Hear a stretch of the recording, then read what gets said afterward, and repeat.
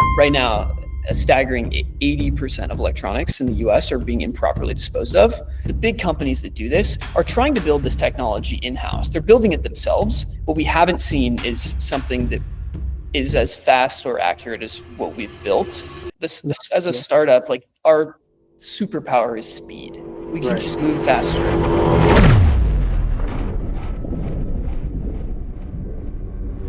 Welcome back, ladies and gentlemen, to episode 2 of the College Creator Podcast, where we discuss the stories of college-age individuals taking the often uncomfortable yet exciting path of bringing their ideas to life.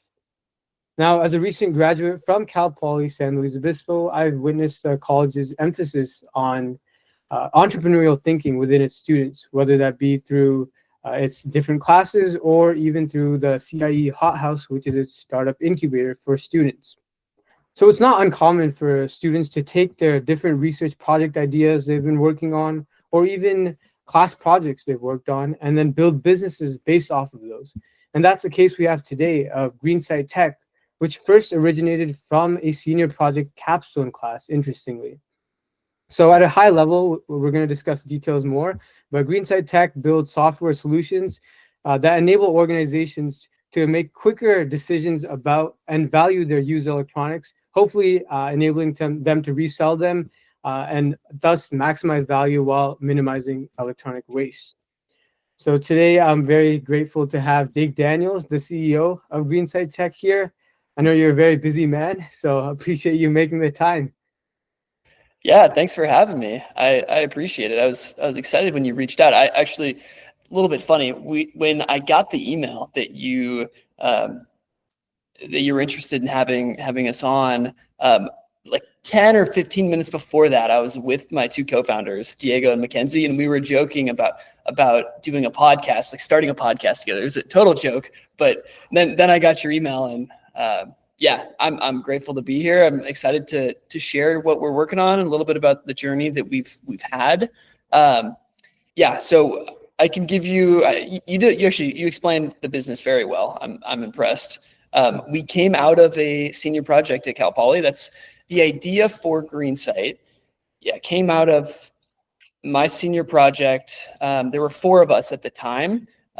My co-founder Diego was one of the initial guys I was working with. It was a mix of business students and engineering students, which it's unique in the sense that there's the business and entrepreneurial side of things, along with the strong engineering school, and it cultivates innovation. I love that about Cal Poly. So Diego and I ended up meeting. In the beginning, it was a year-long senior project class, actually, and we were initially talking about something completely different. We were talking about ocean waste, just waste in general. And like, what can we do? There's got to be a way to take a certain type of waste, and we were talking ocean waste at first, and make it usable or valuable, do something different with it. We ended up moving to a different type of waste, electronic waste. The reason for that was because Diego, as a computer engineering student, had a pile of old electronic devices, mostly parts, but he brought them to class, and he was trying to figure out what to do with all these parts. And we started talking about e-waste and how difficult it is to properly dispose of electronics. And it led us down a rabbit hole. We started talking to recyclers, and we quickly realized that the infrastructure, the facilities that are responsible for disposing of old devices, they don't have the sufficient technology to properly sort electronics. Right now, they're pretty much throwing manual labor at this problem. We actually, where we're at now is slightly different than recycling. It's like one step earlier in the pipeline. It's an industry called IT asset disposition. These are large warehouses, large facilities that take old electronics from businesses. Could be literally any kind of business that has technology. It could be like a school, like Cal Poly. Cal Poly has to get rid of all the old electronics that come out of the school. All these devices have to go somewhere, and they go to these IT asset disposition facilities. The industry uses an acronym. ITAD is the acronym. They go to these ITAD facilities, and these companies are responsible for erasing data on old devices. And so they're wiping data, and then they're trying to figure out what to do with each device. If they can, they try to resell them. And that's what most of the devices end up being sold, right?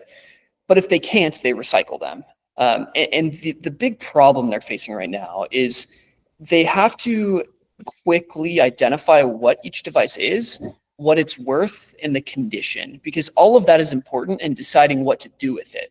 And right now they have a very limited time frame to determine all that information, and it's usually not long enough. And so they're guessing. They have technicians that are guessing at what to do with these devices, and it's resulting in valuable devices being destroyed and then worthless ones being fixed, and it's costing them a lot of money. And on top of that, it's contributing to e-waste. Right now, a staggering 80% of electronics in the US are being improperly disposed of. So that's kind of why we started looking into this problem in general, was that statistic. Actually, there was a company that we were talking to. This was sometime in the spring this was my senior year. So about a year ago, probably. A company told us that if we built what we were talking about, they would pay us. And at that point, we realized, okay, this could actually be a business. I started to take it more seriously. At that point in time, and I'll explain what we're building right now, but at that point in time, it was what we were talking about building was a way for these technicians to take a couple photos of an electronic device and then figure out the value of it, right? So to pull the model and serial number off of an image and then figure out what it's worth. These companies we were talking to initially were really interested in that. And they still are, but that's when we realized, hey, there's something here. We should take this more seriously. We ended up applying for the Summer Accelerator program, which is put on. Yeah. But just I'm just telling the whole story. No, that's fine. But just so the audience is clear, the solution you discussed up to this point is scan for value. Is that correct? Yes. Yeah. It's exactly right. So what today it's in the form of a mobile app right now, and it's called Scan for Value. That's right. It's a mobile app that lets these technicians take a photo of an electronic device with their phone, and it identifies it in a couple seconds, and then using market data, like places like eBay, Amazon, Back Market, figures out what these devices are worth. And then based on that and their predefined like business rules or thresholds, we make a suggestion what to do with the device. So like, for example, the basic form of this is like we have 3 different routing suggestions. You can scrap the device, basically recycle it. You can sell it in bulk. So it's like wholesale selling it. If you have a bunch of them, you just sell them as a group, or you sell it via e-commerce individually. And so I'll just throw out random numbers for you. Let's say we're working with a laptop, right? They have these thresholds, or these cut lines, they call them. There's generally 2 cut lines. You have one for e-commerce and one for wholesale, right? Let's call it $100 and $50. If a device is worth over $100, it's worth it to sell it via e-commerce. If it's worth between $100 and then $50, so somewhere between that, they should sell it to wholesale. And if it's worth under $50, they should simply scrap it. And so those are the suggestions that we're making. It's based on the numbers that they input into our system. And then we pull that market data to determine which option they should go with. So that's what the software is currently doing. But yeah, a lot has happened in the last year. So it's very different now, but yeah. Sure. So just on one point you made, I want to clarify. So you said there's a distinction between like suggestions for e-commerce versus wholesale. So Yep. I didn't quite understand why is that? So the reason for that is because it's more expensive for these companies to sell via e-commerce, because they have to fix the device properly, right? So they have to, if it's broken, right, they have to make sure that everything is working properly. They basically have to put more labor and more, sometimes components into the device in order to fix it up and make sure that they can sell it on e-commerce. If they're selling it in bulk, they don't have to do that. So it doesn't need to be as valuable for them to make money selling it in bulk. It's also faster. They just, they have 500 laptops and they send it to somebody else who then is likely going to try to sell each device individually. but then they're going to turn a profit doing that. So that's where the difference comes in there. Okay, that makes sense. Yep. Okay, so I mean, like you sort of stated, there's been lots of changes since then with the product. So do you want to touch on that a bit?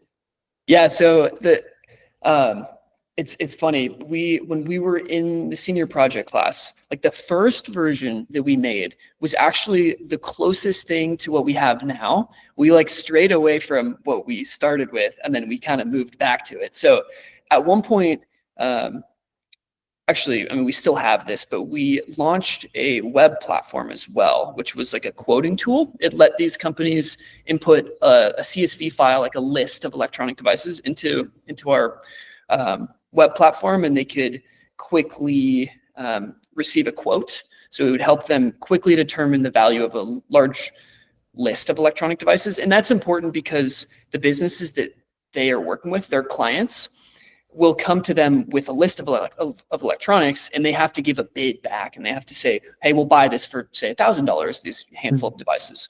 And so the faster they can make an offer, the more likely they are to win that deal, essentially. And so right now it takes some time to manually go through every device and see what they should be buying it for. What we built was a way to automate that and do it in a minute or two instead of spending an hour going through a list. So that's what we initially built. We moved away from that. We still have all of that.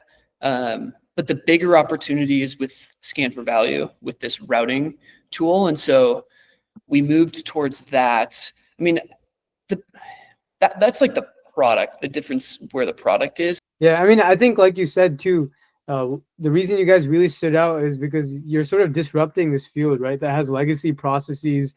Even like I'm pretty surprised that these IT departments have had these problems for so long, yet they're still running these manual processes. So that sort of brings me to the question, right? How is the competition here? Because you did mention that they have these legacy processes, but I would still imagine that there are some other offerings that may compete with you guys, right? Yeah. So I mean, you're right. The biggest competition we have right now, there's two. It's really a manual process that we're replacing, right? So if big competition would be that they don't want to change what they're doing, they just want to keep doing what they're doing. It's kind of getting them through, right? Like that's the biggest thing. The other is the big facilities, the big companies that do this are trying to build this technology in-house. They're building it themselves, and we've heard from a lot of different companies that they're trying to do this. What we haven't seen is something that is as fast or accurate as what we've built. That is, these companies have way more resources than we do. Like that is without a doubt. They're just not able to move as fast. This as a startup, like our superpower is speed. We can just move faster. And what we've built would not be possible like a year and a half ago. The technology has just gotten so much better. And so speed is really important. It's a race is what I've found. And so for the competitive landscape right now, we're positioning ourselves like we're trying to scale with as many facilities as possible as soon as possible, because the more usage that we get on this solution, the better it becomes, because it's reliant on all the data that is being processed. The more transactional data that we get, the better our machine learning model becomes. And I guess I didn't explain this, but we're training a machine learning model for pricing for those suggestions. Right now, it's just using live and sold market data, but we're trying to do predictive pricing using an ML model. The more data we get, though, the better it becomes. And so our advantage will be that we get we get companies to use this, and then it becomes harder and harder to replicate. There are some companies doing this right now. Europe is really far ahead compared to the US. The legislation there is a lot stronger. And so these companies are required to do a lot more. So they're ahead of the curve compared to the US. So there's some companies in Europe doing this. There's the biggest competition I can think of other companies come from like the ERPs in the industry, basically the inventory management software, like that are like these companies are all using software to manage all of the inventory that's coming through their facilities. What they should be doing is making these routing suggestions within those ERPs, within the software. It's not their wheelhouse though. Those are software companies. To do this, you need machine learning expert, which is fundamentally different than just running an ERP. We're lucky because Diego he's getting his master's right now in electrical engineering, and he's like learned a bunch of machine learning stuff, computer vision stuff that is really important to what we're building. It's not easy to find those people. So that's definitely a challenge for those competitors. So for sure. Yeah. And like you mentioned, you guys have to move fast. You guys are constantly pitching. So as a CEO, can you tell us quickly about your day-to-day? How does that look like? So day-to-day is different every day. So it's hard to explain a day-to-day. Trying to think, what did I do today? Today I met with some potential, we're trying to find legal counsel right now. So met with a couple lawyers that we'll end up picking one for our corporate attorney. So doing some legal stuff, and then always fundraising. You never have enough money as a startup. You're always looking for more money. So talking to potential investors, trying to raise more money. We're fundraising right now, so we're trying to raise $400K. We've raised 150 of this round. We won AngelCon recently, which was a big angel competition that's put on here in town. So that was really exciting. So yeah, I've been fundraising, and then we're about to launch Scan for Value. Right now, we don't have any users, right? So we're about to launch this in, looking at the calendar, 10 days, hopefully, if we meet the deadline. There's a company in LA that is going to start using this. And so the rest of our team is all under a deadline right now to try to finish up testing on the software and then getting it on the App Store for deployment. So we're kind of at Apple's will, however long it takes them to approve our app. So it could be a couple days, could be a week. We'll see. I can't really help. I'm the only one on our team who doesn't actively code. So I'm the only one not in that area right now. So pretty much everything business related, fundraising, legal, a lot of customer development, talking to people in the industry. I was emailing with some of our upcoming beta testers today, getting things coordinated for that, doing some press material, marketing stuff. We'd like to post on LinkedIn about our beta launch with these companies. So getting things signed with them. That's kind of what my day-to-day has looked like recently. Before that, we were in due diligence with a couple investors. And so that's for anyone who, most people probably are not familiar with startup due diligence, but that's where like an investor is interested in investing, but they kind of want to see under the hood. They want to look at all the details of the company, and they look into the data room, which is like a folder of pretty much all the important documents on the company, corporate documents to, marketing stuff, things about the customers, any partnership agreements you have signed, anything like that. So talking to those potential investors, basically trying to convince them that they should give you money in exchange for some of the company. So that's what my day-to-day was like for a while for AngelCon, because that we were in due diligence for that. But yeah, so now we're shifting more towards customer development, trying to sell the product, basically trying to get more people to use it, along with fundraising. Those two things kind of go hand in hand though. So. Yeah, so on the note of fundraising, like you mentioned, I did see you guys won AngelCon, which again, for the audience, is this sort of pitching competition. I believe it's in San Luis Obispo, right? Yep. Yeah, so Greenside Tech actually won that, so congrats to you guys. I see you have the check behind you. Do you think we could get you holding that as a thumbs up, maybe? It's actually not the check. I wish it was. It's like it's a poster of all the teams. Okay, cool. Yeah. Okay. All right. No, they didn't let us keep the check. I wish. Okay. I just thought it was. Okay, cool. But yeah, sorry. No worries. But I know we're approaching sort of time, so I want to wrap up with this sort of last question. Yeah. So I know other Cal Poly startups have done this strategy, and maybe we'll have some Cal Poly students watching this who do want to get involved or intrigued by this business. So what have you guys, considered and thought about with regards to internships for, college students, Cal Poly students for the business? Yeah, so we've had a fair number of interns over the last year, mostly software development roles, because where we're at right now is like very product focused. We just need to build a product, right? So we're definitely open to potential interns. We have been hiring for a full stack developer recently, so we actually just onboarded another software developer actually this week. But we're looking for another. So yeah, if any Cal Poly student or really anyone in San Luis Obispo is interested, feel free to reach out to me or any of my co-founders. I need to talk to them about interns. I think that's something that we're interested in. We had a good experience with that. We have had like great experiences with that in the past. We think that's a good way to give, get Cal Poly students involved, get them experience, because we have so much to do that, and other people can contribute, and it helps us out. It's mutually beneficial. So reach out to me, Diego, or Mackenzie. I'd say on LinkedIn, that's probably the best way to reach us. But yeah, mostly software development related is what we're looking for right now. All right. Well, those are my questions. Thank you once again, Jake, for coming on. It was very thanks for having me. Interesting to discuss Greenside Tech.